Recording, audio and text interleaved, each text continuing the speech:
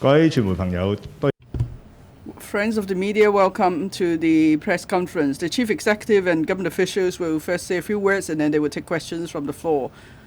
May I now invite the Chief Executive to speak. Friends of the media, members of the public.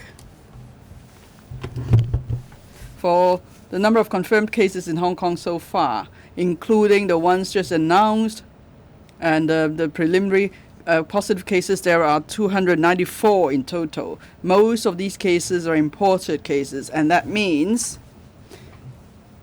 these are Hong Kong residents who went overseas for travel or work or study, and then they came back to Hong Kong, or some Hong Kong students came back to Hong Kong early because of the epidemic elsewhere.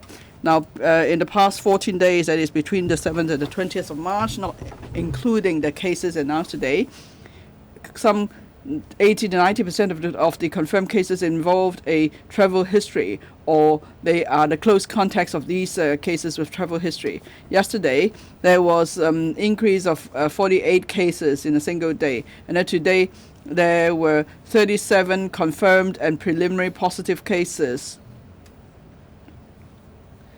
These figures have caused great concern to the public. And also, this increasing trend is causing us great worries too. We believe that in the next 2 weeks, there will still be waves of people coming back to Hong Kong, so the situation is dire. This morning, I called a meeting of the expert advisory panel. This is the second meeting with the experts in a week. All 4 experts were present. We had almost 3 hours of discussion, and we believe we ought to send out several messages to the public, and we need to send out stronger messages. First of all, for the outbreak caused by imported cases, the scale is far more serious than any time before that in the past 2 months or so, and it will be more difficult to handle. So there is a chance of a major and prolonged outbreak in the community. And also because there is a large number of infected persons who require treatment that may, cause the collapse of our healthcare system. And then we have to look at all the PPE, test kits and so on. They may not be sufficient, so we have to adopt a risk-based strategy. We have to deal with the immediate situation. At the same time, we have to prepare for worsening of the situation, so we need to reserve certain capacity. That's why the experts believe the government could adjust certain of our practices. So as far as practicable, we will try to strike a balance. And the third message is that there are people overseas, Hong Kong residents in particular overseas, who may be affected by the epidemic and they want to come back to Hong Kong. And so it seems inevitable there will be an increase in the number of imported cases. The government and the hospital authority have been working hard to achieve early detection, early isolation, and early treatment. And on top of that, every single member of the public must continue to practice personal and environmental hygiene, maintain social distance, avoid going out too much, avoid any meal gatherings or banquets. So we must not let down our guard. For people under home quarantine, they must stay at home for 14 days. They must observe the quarantine order. They must not try to break the law and endanger themselves as well as their family members. I must point out that a breach of the quarantine order is a criminal offense. The maximum penalty is $25,000 in fine and imprisonment of 6 months. Now, there is a rapidly increasing risk, so I'm going to announce a series of enhanced measures. First of all, for people coming to Hong Kong, we're going to step up the virus test. Now, in accordance with the Steering Committee on Fighting Epidemic, the Hospital Authority has set up testing centers at the Asia World Expo and North Lantau Hospital. Starting from yesterday, people with respiratory disease symptoms will be sent to these testing centers for testing, and they have to wait there for the testing results. So that's why they have to wait there for a while. This will help to lessen the pressure on the demands for hospital beds in the Hospital Authority, in particular beds in the isolation ward. This will also reduce the chance of the disease going into the community. And then based on risk considerations or assessment, the Hospital Authority may also conduct tests on people without symptoms. In the coming weeks, the Department of Health and Hospital Authority will make full use of all testing resources. They will try to arrange for more people coming into Hong Kong to take the test, so we could then identify confirmed cases early, and then these cases could be isolated and treated early. In a moment, Professor Sophia Chan may give you more information. The second measure is about reducing social contact. I announce here that the SL government revert to the work-from-home arrangement before the 2nd of March for government departments. In other words, we'll only provide essential and emergency services as well as limited public services. The Leisure and Cultural Service Department reopened recreational and leisure venues such as tennis courts, sports ground, indoor sports centers, the 4 museums and 7 public libraries. Starting from next Monday, again, these facilities will be closed. The Agriculture and Fisheries Conservation Department also reopened certain facilities such as the wetland park and so on, and various visitor centers, the Endangered Species Resources Center and so on. Again, all these facilities will be suspended starting from next Monday. And then the Home Affairs Department resumed public services, including the 106 community halls and town halls. Again, these facilities will be suspended starting from Monday. The relevant department will be making an announcement later. Here, I would like to appeal to private companies to make flexible arrangement for their staff to work from home. The third measure is, in the light of the current risk level, we want to ensure the health of students. Now, for the DSE, they're supposed to start on the 27th of March. This will be delayed. In a moment, the Secretary for Education will be giving you more details. Fourthly, for the elderly and persons with disabilities who are living in homes, we want to ensure to step up the prevention measures, because for elderly persons, if they are infected, the consequences could be dire. So far, we've been able to hold the fort here. There is not yet a single person staying in homes for the elderly has been infected. And then yesterday, Professor Gabriel Leung said at the press conference that he mentioned this as well, and he reminded the government to step up prevention measures here. So to step up prevention measures for all private and public homes for the elderly, we are going to boost the supply of masks from 1 million masks a month to 2 million masks a month. So for each person staying in the home for elderly, each person will get 2 masks per day. And then the government will also be using particular anti-virus coating that's been developed in Hong Kong. It will be used on masks. And later on, Dr. Lo Chi Kwong will tell you more about that. And also he'll speak on foreign domestic helpers. The fifth measure is that on the comments as to whether home quarantine has been effective, and there's been a concern expressed about the implementation measure, and also we've seen what happened in the past few days, so we need to step up efforts here. That's why I've asked departments to step up spot checks, especially in premises where more people stay. So if we notice any breach, we will adopt a zero-tolerance approach. That means there won't be warning, there will be immediate prosecution. Once convicted, there could be a maximum penalty of $25,000 in fine and 6 months in imprisonment. And then you may note that today on social media, We've seen posts of people blatantly flouting the quarantine order. I can tell you we've already taken action. The Office of the Government Chief Information Officer has detected 4 persons through their wristbands that they have left home in breach of the order. The police immediately went to catch them, and the Department of Health will send them to quarantine centers, and the police will also take statements on them, and prosecution will be taken out. And also there were 3 cases of people coming from the mainland breaching the quarantine order. We will be arranging prosecution. They will appear in court next week. I will strongly appeal and warn people under home quarantine order not to break the law.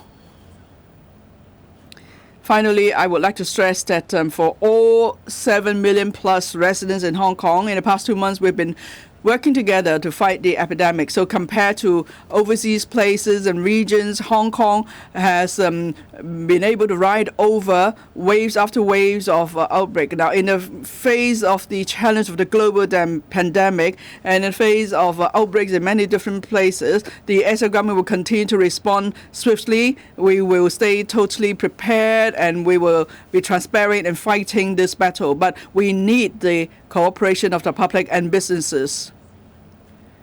We see that it seems that the public have been letting down their guard in reducing social contact in recent weeks. And then there have been confirmed cases involving people who could have been infected in bars, gyms, and even the cinema. So I appeal to the people of Hong Kong for your own safety, for the safety of your family members and others. Please avoid going out unless it's absolutely necessary. And please avoid meal gatherings. And please avoid high-risk venues. And I appeal to the sectors concerned to safeguard public health. Please make adjustment to your operations and reduce the risk of infection for your customers. Now I will invite Professor Sophia Chen, the Secretary for Food and Health, to tell you more about testing and so on. Thank you, Chief Executive.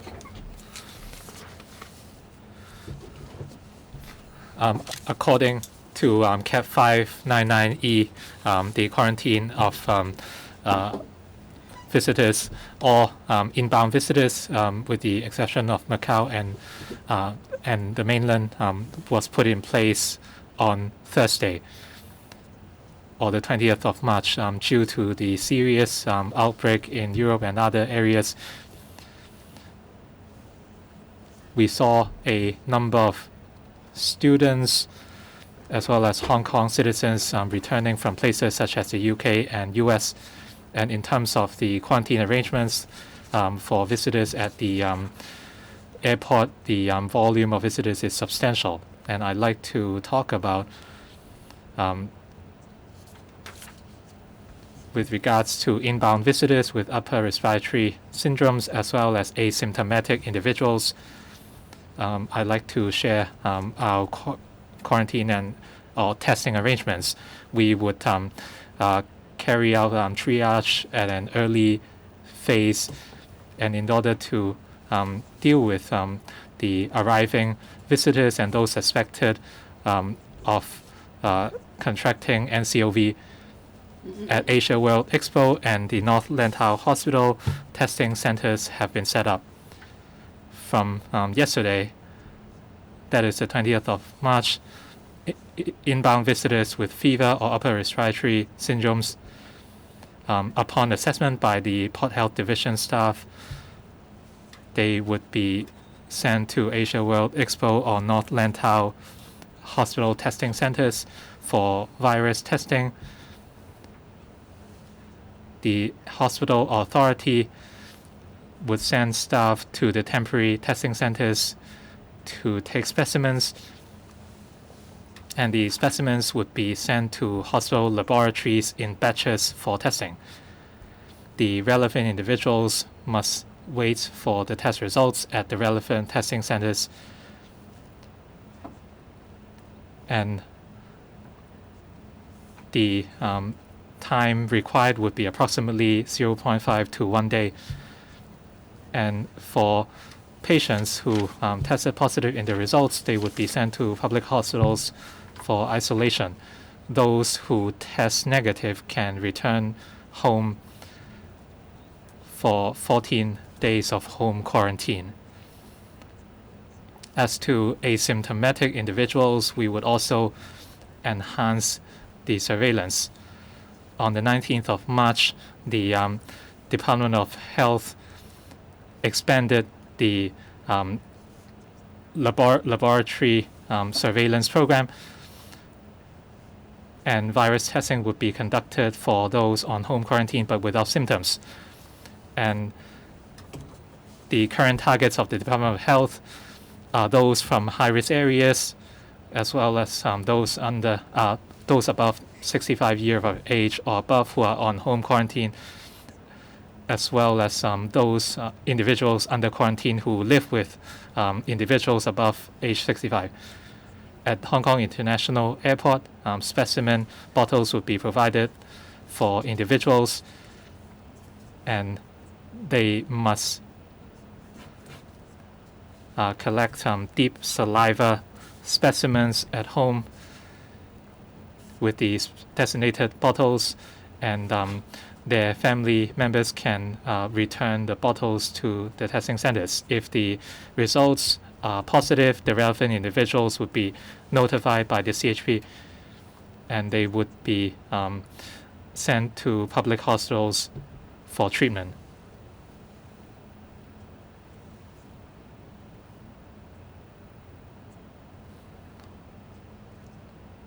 In terms of the expanded lab surveillance program for asymptomatic individuals, we would look at the overall workflow.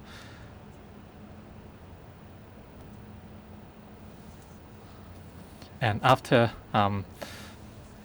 the test results are available, we would assess whether our testing strategy has to be adjusted.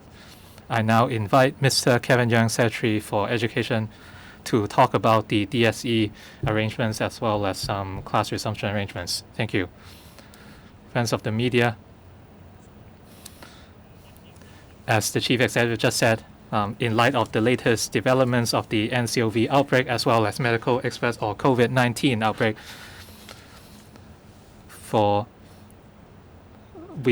the second plan with regards to the CSE would be triggered, and the DSE would begin in the end of April. In other words, the DSE exams would only begin on the 24th of April, and the oral exams for Chinese and English language would be cancelled.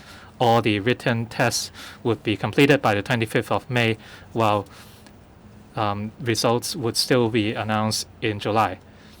The EAA would announce the details to the delay of the exam as soon as possible. Schools would be notified, and candidates would also be notified by SMS and email. The Education Bureau would also communicate with the universities as well as the JUPAS office on the relevant arrangements, and the updated exam schedule could also accommodate the needs of some students to articulate with universities overseas. If there are extraordinary circumstances, we would make timely decisions and announce them in due course. As Secretary for Education, I understand the importance of the DSE for candidates, so we are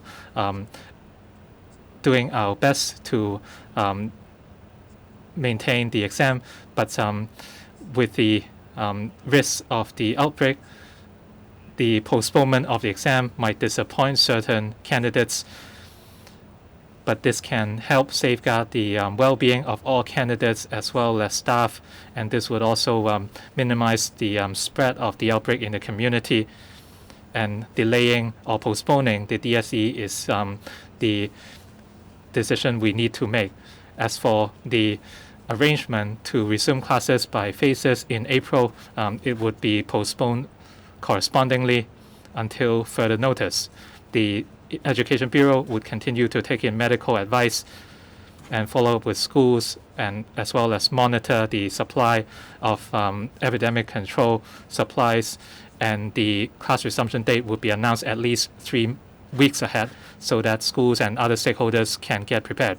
I urge all students and candidates to avoid going out or attend gatherings and maintain their physical and mental well-being. I understand everyone is under great stress, but schools, parents, and the like would certainly would provide the greatest support. This is certainly a great challenge to everyone. So long as we work hard together, we can certainly overcome the challenges. I now invite Dr. Lord Chi Kwong, Secretary for Labor and Welfare, to talk about the anti-epidemic work at residential care homes as well as the employee arrangements. In terms of the care homes for the elderly, we will reinforce our work. We promise 1 million masks per month, and it would be reinforced to 2 million masks per month. And in order to minimize the disinfection work required at the residential care homes, the SWD would apply antiviral coating, and this would be a measure to reduce the need for constant disinfection. And as for the foreign domestic helpers, there are about 400,000 in Hong Kong. In the past, on average, 550 contracts would lapse every day on average. And in between the contracts, the FDHs would have to go back to their place of origin for holiday. And in other words, there would be about 550 helpers arriving in Hong Kong every day. And for 14 days altogether, there will be about 7,700 helpers. In order to reduce the number of inbound visitors and to take care of needs of local families, we have implemented 3 measures this week. First of all, when the FDHs renew their contracts, they can postpone their return home arrangements, and it can be extended to 6 months. And for those on current contracts, they can also apply for a postponement. And for contracts that would expire by the 30th of October, it can be extended to the 31st of July. If for any reason contracts would lapse or terminated before the 31st of July, the FDHs can apply to the Immigration Department for an extension of stay in Hong Kong for up to a month, and they can look for a new employer in Hong Kong as well. So on average, there would be 550 FDHs arriving in Hong Kong, of which about 100 are under new contracts. I hope the new measures can gradually reduce the number. Since the quarantine arrangements were put in place on the 19th of April, the FDHs returning to Hong Kong must receive a 14-day home quarantine. According to the laws, save for exceptional circumstances or the approval of the SLW, the FDHs must reside in the homes of the employers. And due to the current quarantine arrangements, if employers accommodate the FDHs in hotels as special places of accommodation, and if the Department of Health deems them a suitable place of quarantine, no approval from the SLW is needed. And I stress that such arrangements are the responsibility of employers, and intermediaries are also obliged to provide support to employers. And there would be 7,700 arriving helpers in 14 days. You can see that our quarantine arrangements would be effective, and the government should not and will not provide quarantine places for FDHs. If employers do not allow their FDHs to undergo quarantine at home or provide a place of accommodation, then there would be no choice but to repatriate the foreign domestic helpers. And if that's the case, that shows that employers fail to provide the place of accommodation, and any future applications from those employers would not be approved. As for the intermediaries or the agencies, they would also face sanctions. On the 19th of March, 2 FDHs were arranged to enter quarantine centers since no regular arrangements could be made, and arrangements are being made to convert them to home quarantine. Finally, I now invite Mr. Patrick Nip, Secretary for Constitution and Mainland Affairs, to talk about the latest arrangements for Hong Kong residents in Hubei. Yes, on the 16th of March, on Monday, we announced that we're making preparation, the second batch of charter flights to take Hong Kong residents stranded in Hubei home. Now, but with the rapid development in the epidemic in the past few days, we have carefully assessed the epidemic on the mainland and the latest situation in Hong Kong. We've also assessed the public health risk in Hong Kong. So on arranging the second batch of charter flights to take Hong Kong people back, we will make a corresponding adjustment. On the one hand, we want to bring back Hong Kong residents stranded in Hubei back to Hong Kong. And on the other hand, there is this serious epidemic, so we have to make sure that our quarantine and healthcare systems have sufficient capacity to cope with that. So there are two conditions. Firstly, for the Hubei province outbreak is easing in Hubei province, including Wuhan and other cities. There's been no new confirmed cases in 14 days. And so we have done risk assessments based on the advice of experts. And then for Hong Kong residents outside of Wuhan, they will, if they come back to Hong Kong, they will receive 14 days of home quarantine. So we are now liaising with the Department of Health and other departments on the arrangement. And in this operation, we have taken precaution measures in the first operation.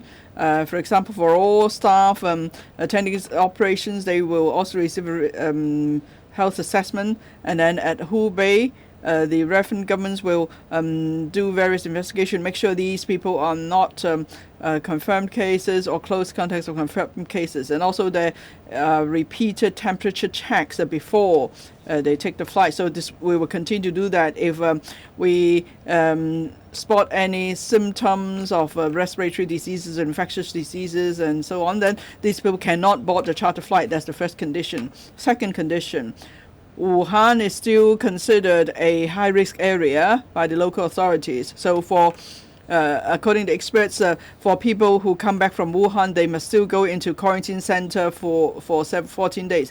Now, we have seen an rapid increase in the number of imported cases. So we expect to see a high number of cases of close contacts that have to be quarantined. So we have tight supply of quarantine centers. Therefore, we need to reserve enough places at quarantine centers for people coming back from Wuhan. So having considered all the factors in our upcoming operation, we will not include the new cases of seeking assistance in Wuhan. In the first operation, actually we have brought back most of those seeking assistance from Wuhan. The Wuhan E2 will continue to liaise with Hong Kong residents in Wuhan and provide them with all the necessary assistance.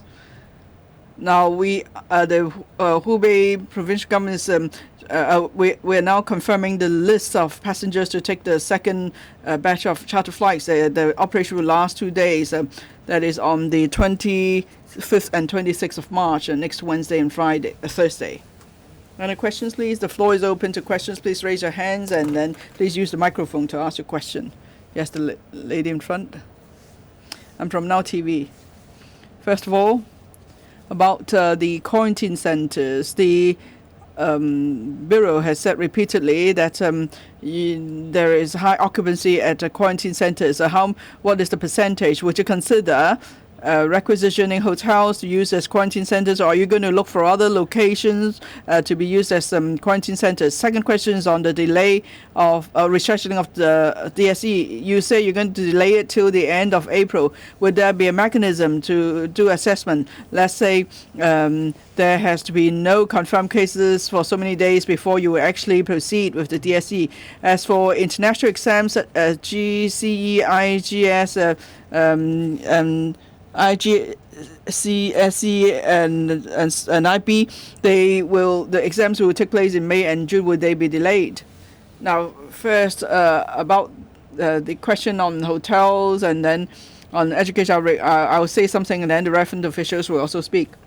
First, on designating quarantine centers, we've experienced great difficulties. Here, I would like to ask who destroyed the flaming estate in Fanling. There are many units there, but now we're not able to commission that quarantine center. Today, we have 3 quarantine centers. That is the Lei Yim Mun Holiday Camp, the Heritage Lodge, and also Chunyang Estate. At Chunyang Street, we have now opened up the 3rd block. So we've been using blocks 1 and 2, and now we're using block 3 as well. Together, they could provide 1,600 units. But as I said on Tuesday, we need to reserve more units for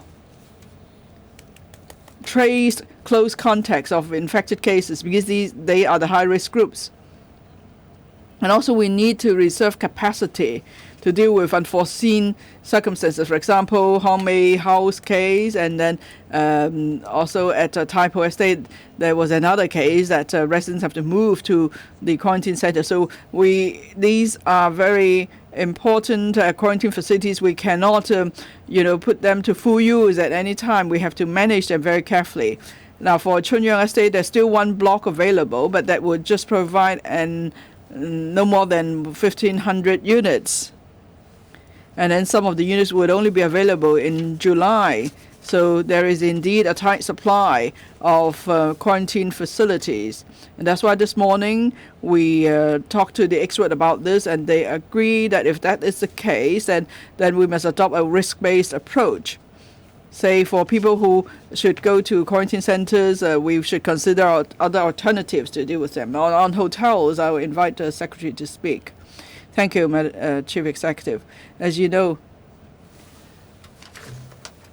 in accordance with CAP 599E, compulsory quarantine of persons arriving Hong Kong from foreign places regulation, people who arrive at Hong Kong from other places have to undergo 14 days of mandatory quarantine, and that's primarily home quarantine. That means people have to be quarantined at a designated place. But of course, hotels are a possible option. We know that for some persons under the quarantine order, they choose to quarantine at hotels, and some hotels actually offering packages, or they are designated specific floors for quarantine, and they have 14-day quarantine arrangement, including delivering meals to the door and so on. The Department of Health has liaised with the Tourism Commission as well as the Revan Hotel Association. We have given specific guidelines to the hotel operators so they know exactly what they need to look out for at hotels, such as the risks involved, control measures, disinfection work that required, and so on. So it's to protect the guests as well as the workers. So we have issued guidelines. The sector pointed out that on whether they would offer the service, is actually a commercial decision of individual operators. Thank you. With regards to the postponement of the DSE, like we said, we had 2 plans. The first plan is to start the exam on the 27th of March, and the second plan on the 24th of April. And based on the development of the outbreak, we decided on the option of 24th of March. But in light of the recent developments and having taken in expert advice this morning, we were of the view that starting the exam this Friday is a high-risk approach. That's why we adopted the second plan, that is to begin in the end of April. During this time, we will assess the overall situation, including the development of the outbreak, the development in other places, etc. We would give overall consideration.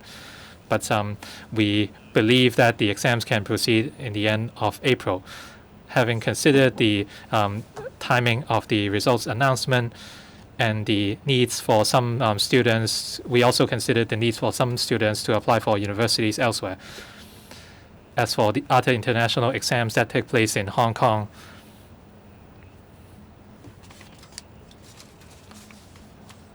that would be up to the exam organizers and the relevant venue providers. For example, for some UK exams, for their arrangements in Hong Kong, as far as I know, they are still negotiating with various venue providers, so we would have to wait for the announcements. Next question, please.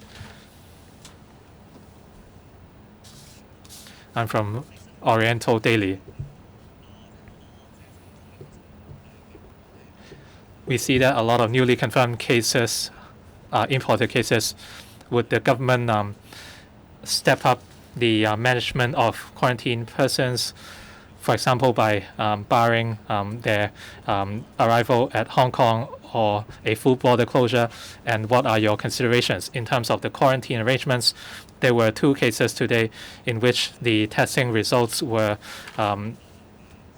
swapped inadvertently, and you talked about the distribution of specimen bottles for quarantined persons, and they would collect deep throat saliva specimens themselves. Would there be any loopholes? Hong Kong's medical supplies, including face masks, are the supplies adequate? I will address the first question, and I would invite Professor Chan to answer the second. For the issue of supplies, perhaps I would defer to Dr. Ko.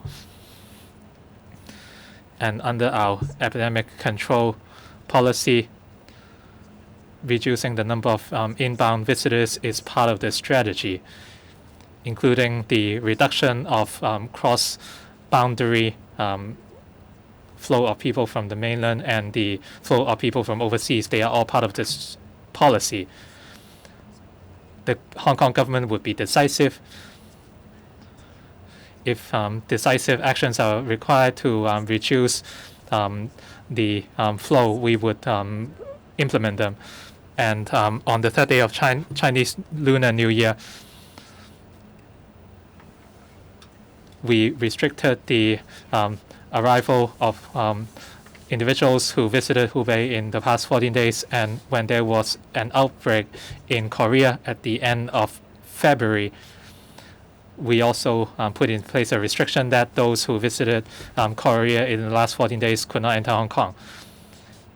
And with the epidemic control efforts in Korea, the second measure has since been cancelled. In recent times, some people have called for compulsory arrangement or quarantine at the HKIA for visitors, and some people ask why we are not restricting the entry of Hong Kong residents. And our standard is Hong Kong residents. Under the basic law, they are free to enter and leave Hong Kong, and this includes permanent Hong Kong residents. Anyone who holds a Hong Kong identity card is a Hong Kong resident, and we must allow them to enter Hong Kong. So we are looking at the non-permanent residents. On the 8th of February, we implemented a compulsory 14-day arrangement for those from the mainland, and we saw the positive results, and the number of entries across the border has been slashed by 80 to 90%, including both Hong Kong and non-Hong Kong citizens or residents. However, this time, the number of inbound Hong Kong citizens did not drop due to the 14-day quarantine arrangement, since they are rushing to return. But for non-Hong Kong residents, there was a sharp drop. in January, the number of non-HK residents at HKIA was 20,000 per day, and by February it dropped to 4,200, and by the 19th of March, that was before the compulsory arrangement was in place. There were 1,800 inbound Hong Kong residents every day, and on the 19th and 20th, the total number of non-Hong Kong residents was 633 and 647 respectively, or only 9% of the total number of arrivals. And among those 600 persons, about 2/3 were from Taiwan and Macau. As you know, a lot of Macau residents had to go to HKIA to return to Macau, and on the 19th, among the 633 persons, about 240 or 50 were Macau residents. They entered Hong Kong International Airport, and upon discussion with the Macau government, the Macau government would arrange coaches to bring them back to Macau. Simply speaking, there is no need to enforce some stringent measures in order to limit the number of inbound visitors, and this includes measures in February and recently. And with the closure of cities in certain countries, and many airlines have slashed flights substantially, and the number of inbound non-Hong Kong residents would remain low, in our opinion. In terms of the overall virus testing situation, there are two main aspects. First of all, for individuals with upper respiratory tract infection symptoms, testing for these individuals has started. At the Asia World Expo and North Lantau Hospital, testing centers were set up by the HA. For individuals who get off flights, upon assessment by Port Health Division staff, if they feel unwell or show any symptoms,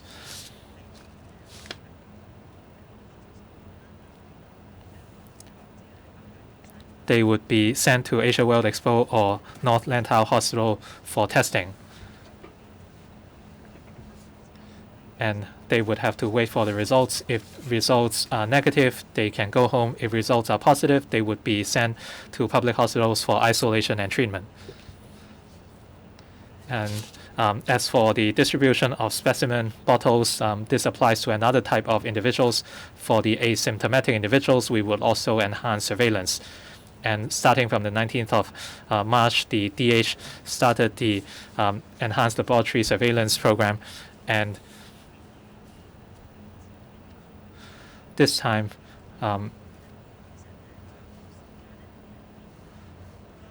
for individuals from high-risk areas, for instance, at the moment, that might cover Europe, UK, and US. These are now considered high-risk areas. And for quarantine persons age 65 or above, or individuals who live with other individuals above 65 years of age under quarantine, those would be our targets. Of course, we would be adopting a risk-based approach, and we would distribute 400 to 500 specimen bottles every day at the initial phase. And along with the bottles, we would also attach instructions so that the individuals would know how to take specimens, and at the CHP, videos would be played to educate individuals on the taking of specimen. And after taking the specimen, these quarantine individuals are not allowed to go out, and as such, they would need to ask their family members to return the bottles to designated collection points of the DH, including certain clinics, such as chest clinics and dermatology clinics, as well as some ordinary clinics under the HA.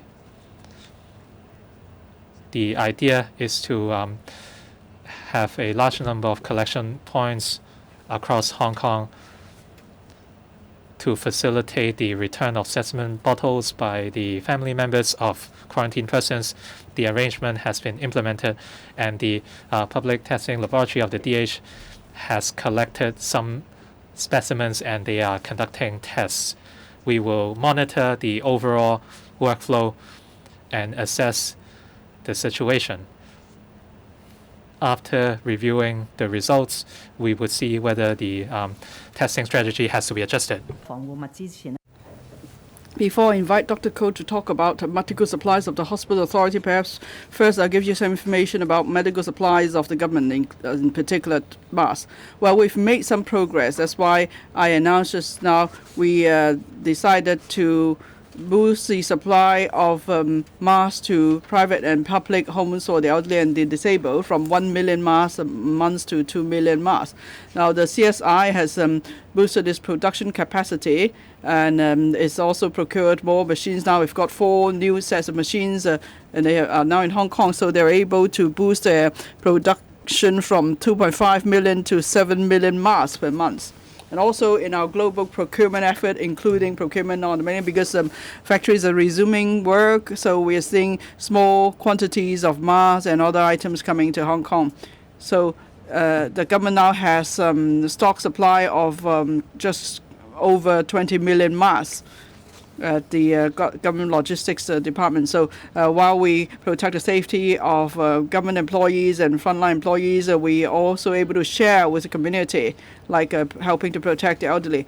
And also under the anti-epidemic fund, there is a subsidy scheme to for production lines in Hong Kong. So 2 production lines have been given subsidies, so there will be further production. And then under the Anti-Epidemics Fund, there's also been progress in the research and development of reusable masks. Hopefully by April, these masks will be available for the public. And also, we've received donations from various groups for onward distribution to the disadvantaged. Some 6 million masks have been distributed. Most of these masks went to charitable organizations and also 94 patient self-help groups.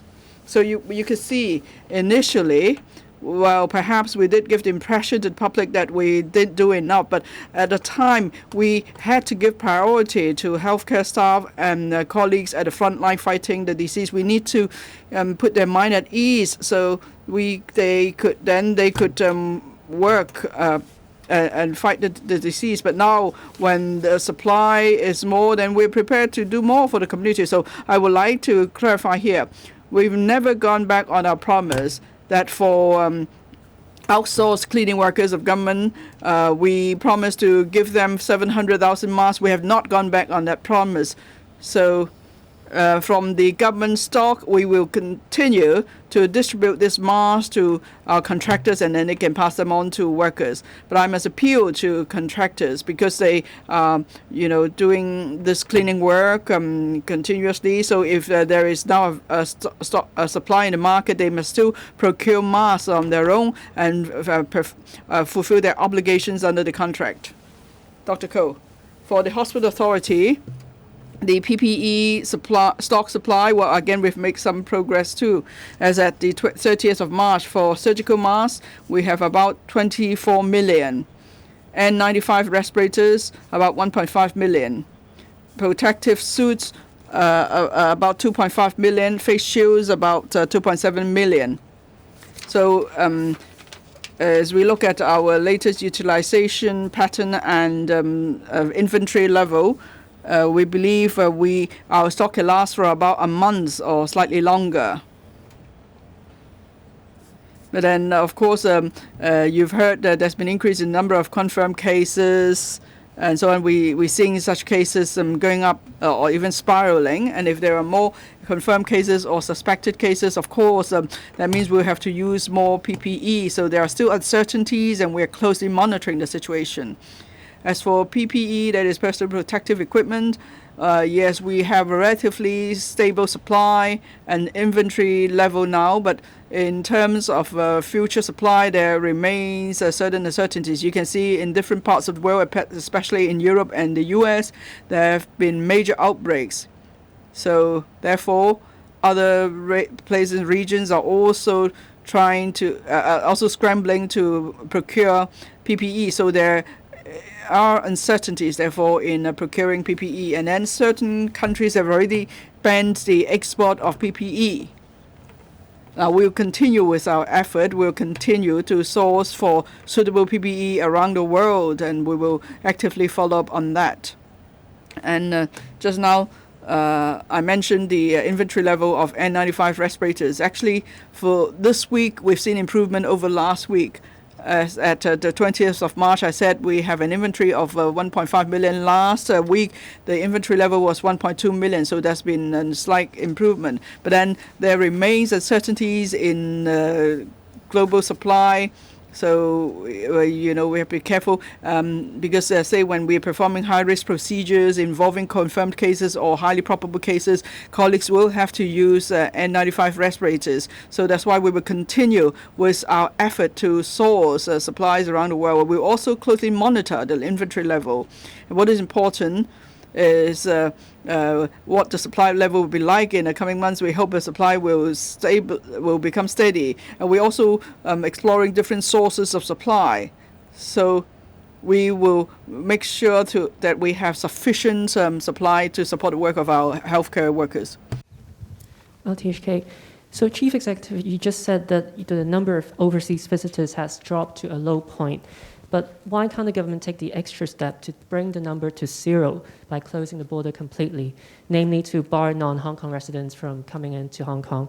And secondly, there's been a lot of concerns about the current home quarantine arrangement for people returning from overseas, with many saying that it's not stringent enough. So does the government have any plans to use some hotels as designated quarantine centers or use other places to accommodate the tens of thousands of returnees?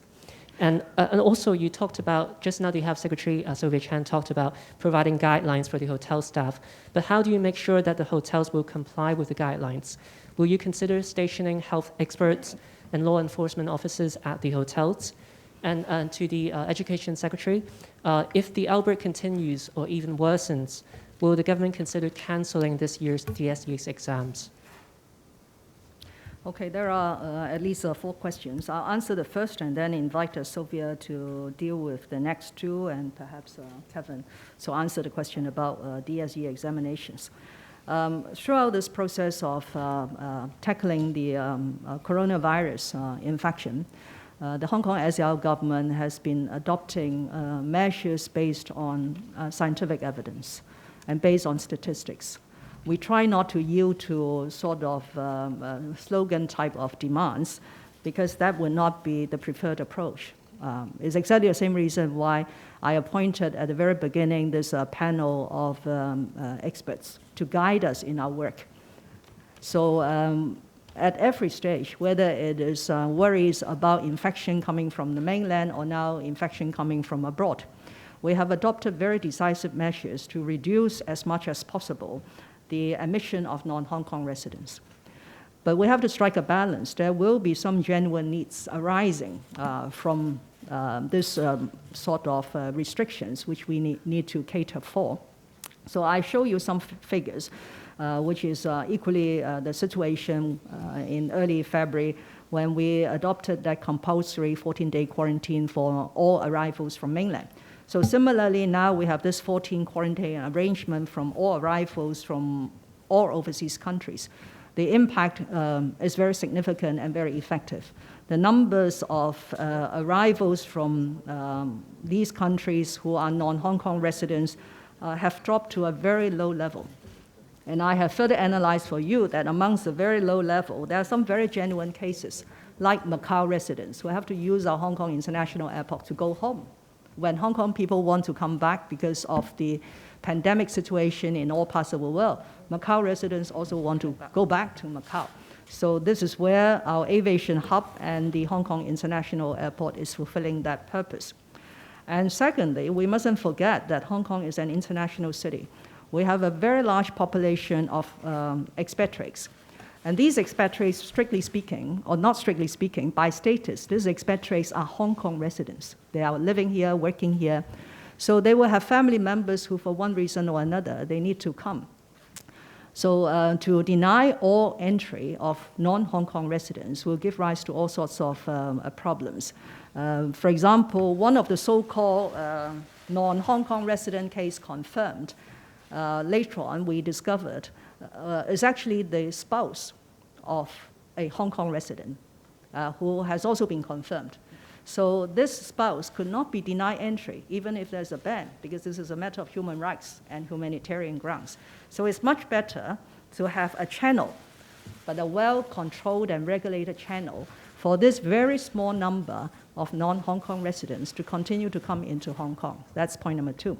Point number 3 is if we look at the figures of the confirmed cases, amongst the about 300 by now, my data is there are only a few non-Hong Kong residents, discounting the first wave of Wuhan tourists coming into Hong Kong.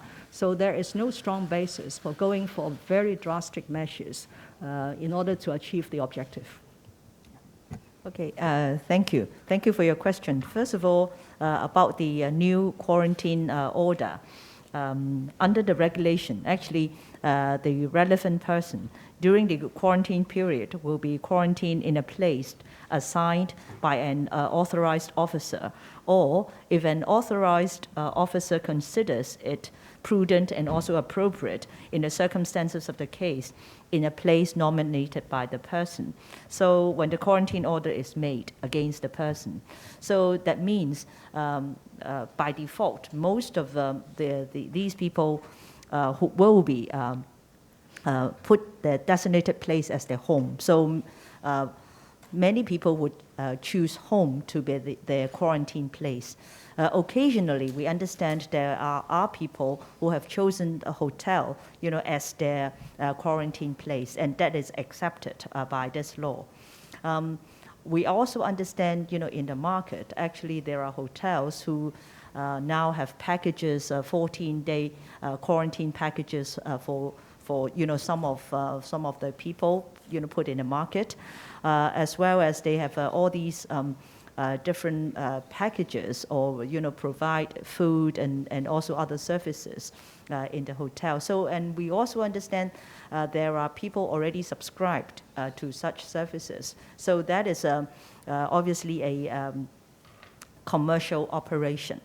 As far as the guidelines for the hotel is concerned, it is a guideline issued by the Center for Health Protection, and it is a guideline of good practice, not only for the person themselves, the preventive measure, but these general guidelines to the hotel management. For example, the staff should wear a surgical mask and also provide maintain good personal hygiene, etc., etc. So the preventive measures is to the hotel management, as well as given advice to the hotel upon, for example, reception people, for guests, and also guests undergoing the compulsory quarantine order. As far as the guests with respiratory symptoms, obviously, they will also give advice to the guests to seek medical advice immediately, and also the cleaning, cleansing, as well as the disinfection of environment where there is a suspected or confirmed case when that is encountered. So it is a very detailed guideline provided. And of course, this is a good practice for the hotel. So the Center for Health Protection has already been in touch with the Tourism Commission and also the trade, so that they can all make known to them that this guideline, so that they can follow in case there are people who choose to have their quarantine in the hotel. For the DSE exam, we all know that this is a very important examination for our secondary students, and I'm sure many of them have spent months or years in the preparation. So I believe most of them would not like to have their effort wasted, I think, if we do not have the exam proceed as scheduled. But at the same time, safety, of course, is also our concern. So we will closely monitor the situation and also take the necessary measures to ensure that the examination will be held in a controlled and safe environment.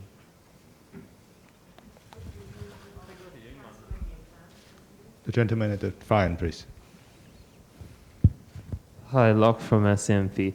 Chief Executive, do you think the government perhaps has sent a wrong message to society in scrapping work from home for civil servants earlier, since many private firms actually follows the government's work arrangement quite closely? And also, why if Hong Kong is to experience a community-level outbreak, will you consider more stringent measures in using the law to perhaps shut down premises that may attract crowds, such as bars and cinema, or perhaps put a curfew in place? And thirdly, about the zero tolerance for people who violate their quarantine orders, can you explain what would happen if the police, say on the street, were to find somebody who should be at home under quarantine and have left their premises? What will the police do at that instance? And what do you mean by zero tolerance? Because in earlier cases, you have the police have found people who violated quarantine orders and gave them 2 or 3 chances before they were prosecuted. Is that still a fair enforcement of the law? Thank you. Thank you for the 3 questions. First of all, as I have said at the very beginning of our anti-epidemic work, we have to adjust our policies in accordance with the changing circumstances. And in those adjustments, we have to act fast and decisive. So it is only natural that as the circumstances change, then of course we have to adopt different measures. I said in my opening remarks that the 7.5 million Hong Kong people have effectively and safely sailed through 2 waves of epidemic. The first wave was the worries of transmissions from mainland. So we have put in a lot of measures. You can see from the statistics that actually the last mainland-related infection case happened a long time ago now. It's in February, early February. The second wave was, of course, the local transmissions, with those clusters arising from dinners and other things. Now we are facing the third wave. So it is only natural that when we sail through a wave, of course we have suppression, and then towards the end of that wave, we'll have to relax a bit. Otherwise, we'll not be able to sustain. You imagine if the government continues from the end of January, that is after Chinese New Year, to stop providing services to the public, the postal services, licensing services, approval of building plans. What will happen now? But in light of the changing circumstances and this most difficult and challenging wave arising from a surge in the global situation and a large number of returnees, then we have to adjust and go back to measures which will ensure more social distancing. So that's exactly the reason behind it. Now, as far as more draconian measures to use the law to ban this and that or to cease operation, again, my answer is the same logic. We will have to look at and monitor the situation very closely, people's behavior, the cooperation of enterprises, and if we do need to act that decisively, we will not shy away. That's why throughout the process, we have already made 4 pieces of law, 4 pieces of regulations under the Prevention and Control of Disease Ordinance. As far as zero tolerance, I think this reflects the aspirations of the community. The community, i.e. the 7.5 million population, together through their joint efforts, have resisted this community transmission and ensure that Hong Kong's confirmed cases, both in terms of absolute numbers and in terms of incidence per 1 million population, are relatively low when compared to other places all over the world. So Hong Kong people would not like this situation to be undermined by individuals who refuse to abide by the quarantine order. So the time has come for us to, again, to be very decisive and adopt a zero-tolerance approach. Previously, where cases were discovered to have left home, we will give them a warning, and the second time we will send them to the quarantine center. But I am now saying and telling those individuals on the quarantine order, if we find you on the street when you should be at home under quarantine order, then immediately we will prosecute, which means that the policeman will take evidence and then we'll push through the usual Department of Justice for prosecution. Thank you. 这两条。 Last two questions, please. The one in white, please. I'm from the Hong Kong Economic Times. First question is for Mrs. Lam and Professor Chen. Now we can see a rapid surge in cases in the past few days. 80% of cases are imported cases, and Macau government has advised people not to come to Hong Kong. So does it mean that you've lost control of the outbreak? And then on the first day of the testing, the hospital authority already made a mistake, and you have a huge workload of testing. So why is Professor Chen so confident that you could do even more tests? And if you're so confident and you won't close the border, and if that's the case, why don't you consider or follow the practice of South Korea, that is all arrivals have to take the test, and that will reduce the risk of community transmission? And then one question for Mr. Kevin Yeung. Now, you are postponing the DSE to the 24th of April. Is that the final postponement? It won't be postponed any further because experts have assessed that it will take another 4 to 6 months for the situation to stabilize. So a postponement of 1 month, is that really enough? And when would you make an announcement again if there's going to be another postponement so students and parents could be prepared? I'll ask Professor Chen to speak on the epidemic, but for the 3 questions, they all relate to one point. I said in the opening remarks, and this is accepted by the experts. Now here, we face a shortage of many things. That's the case around the world as well. Now, like treatment facilities, isolation wards, isolation beds at the hospital authority. And then we've also shared with you on the number of quarantine centers. There's a shortage too. And then, of course, everyone's concerned about protective gear, including masks. There's a shortage. And also there's a shortage of testing kits as well as the laboratory capacity. Now, we have 2 major laboratories. One is in the hospital authority. The other is in the Center for Health Protection of the Department of Health. I think they're working almost round the clock. Anyway, they haven't stopped working. So we are able to double the amount of tests we do. But still, that's not enough to cope because every day we're talking about a large number of Hong Kong residents coming through the airport. In the past day or two, we've seen some 6,000 arrivals a day. And if we want to put this 6,000, 7,000 people at one place and make them wait for test results to be available before they leave, we're talking about a long time. Now, at the Asia World Expo, well, there are just a few dozen cases yesterday already. These people had to wait more than 12 hours. So it's not practical. And experts also said, like Professor Fukuda said, you have to be realistic. That's why between being practical and the effectiveness of the control measures, we have to strike a balance, and that's exactly what I meant. Professor Chen, well, you mentioned the epidemic. If we look at the current developments, now we have a global pandemic and the situation is really dire. If we look at confirmed cases around the world, that's over 200,000. And if you read information from the WHO for the first 100,000 cases, the number was reached in 3 months. But for the second 100,000, it only took 12 days. And now we've reached that level. So you can see, therefore, in Hong Kong, in terms of the number of imported cases, in particular in the past month, there's been a significant surge. Now, and for suspected cases or confirmed cases, we've seen many more. So that's why we have to be very careful, and we need to monitor the developments of the epidemic, because there changes every minute, and then we need to ensure our public health system can cope.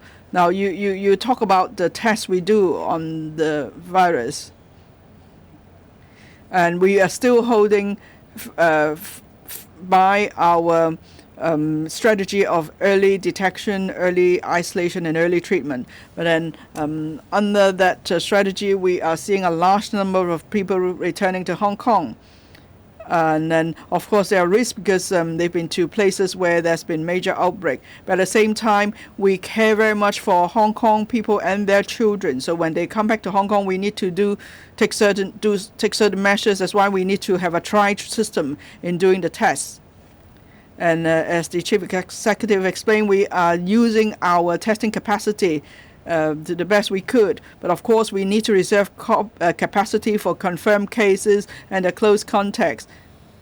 And as you know, we have expanded our enhanced laboratory surveillance scheme to cover the general outpatient clinic as well as private clinics. So we are doing tests for these people going to these places as well. And then now we're going to step up further testing for people who arrive at the airport without symptoms, and we are giving them specimen bottles. And there is only one purpose for us to do that, because we want to have early triage and early testing. So we are able to intercept confirmed cases early. And then we could send the patients into isolation for treatment. So by doing this, we are able to do that. Otherwise, we won't be able to control the outbreak. So that is a very important part of our work. We need to stop the any community outbreak, and so we need to identify these cases early. Now, about the DSE, we are confident at this moment that we could proceed with the DSE on the 24th of April. But of course, we need to monitor the developments of the epidemic closely. And of course, the developments overseas will have an impact on our own epidemic. And then, as the Chief Executive mentioned many times, it also depends on how Hong Kong residents join hands to fight the epidemic. Let's say we all stay careful, we don't go out to gatherings, and we will adjust our behavior in helping to fight the epidemic, then we should do so. For example, for people who are put under home quarantine, they should observe the order. And if everybody does his or her part, then we're confident that the DSE may be able to proceed. The last question at the front, I'm from Cable News. Now, you say in terms of resources and manpower, there may be shortage. Would you follow the example of Wuhan? That is, the government will stop everyone from leaving home. And then Mr. Kevin Yeung said that optimistically, then the DSE could proceed at the end of April. But what if we couldn't, and the epidemic remains severe? Then do you have any practical fallback options for the DSE? For negative pressure wards and beds, the occupancy rate is going up. What if all the facilities are exhausted? Do you have any fallback option? How are you going to deal with that? On your first question, we haven't reached that stage yet. I think we could still go by the existing facilities and resources we have, and then we could adopt a risk-based approach in achieving effective control. On the DSE, well, it's not about whether we're being optimistic or pessimistic, but rather it is a realistic assessment. Of course, we will need to make preparations. No one can be 100% sure as to how the epidemic will develop. So we will continue to carry out detailed assessment with the examinations authorities. Dr. Koh, on the occupation of negative pressure wards, yes, you've seen the occupancy rates gone up rapidly in the past weeks or two. That's because there are a large number of returnees who are confirmed cases, and so they've been put into the negative pressure wards. But at the same time, there are many probable cases involving people coming back from other places, and they're showing symptoms.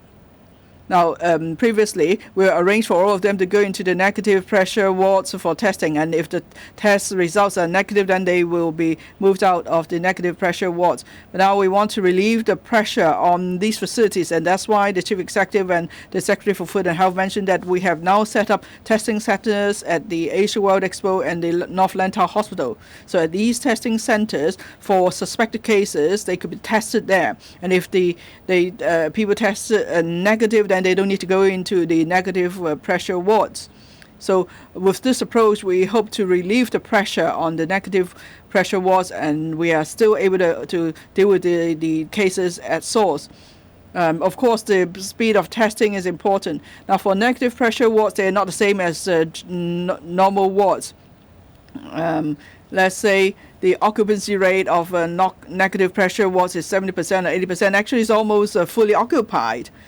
It's not the same as general wards. Now, you may have heard that during flu peak season of flu, for general ward, occupancy rate could be 100%, even more, and we could still manage. But then for negative pressure ward, we're dealing with infectious cases, so bed turnaround is not as quick. We need to do disinfection and so on.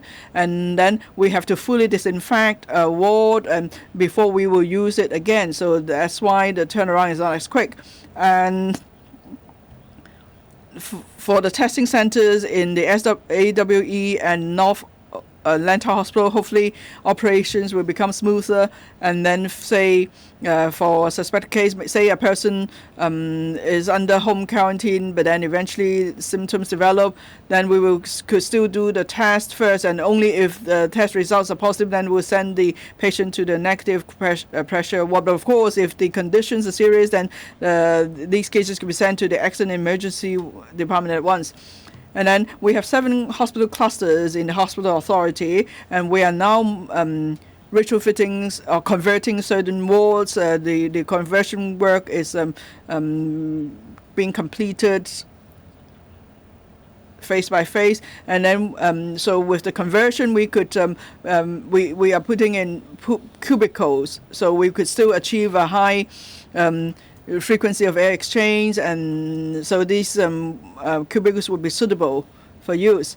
Now, in our experience, for many confirmed cases, the condition is mild for these patients, but they still require treatment in isolation. So for recovering patients, that we can move them from the single or standalone negative pressure ward to a negative pressure ward that can house 3 or 4 patients for recovery, and that would also help to relieve the pressure on negative pressure wards.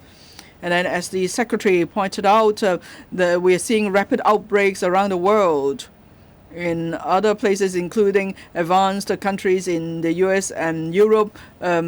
Figures are going up rapidly. So if that continues to remain the case, we'll see what we can do. Of course, we will be monitoring very closely the developments. Thank you very much. That's the end of the press conference.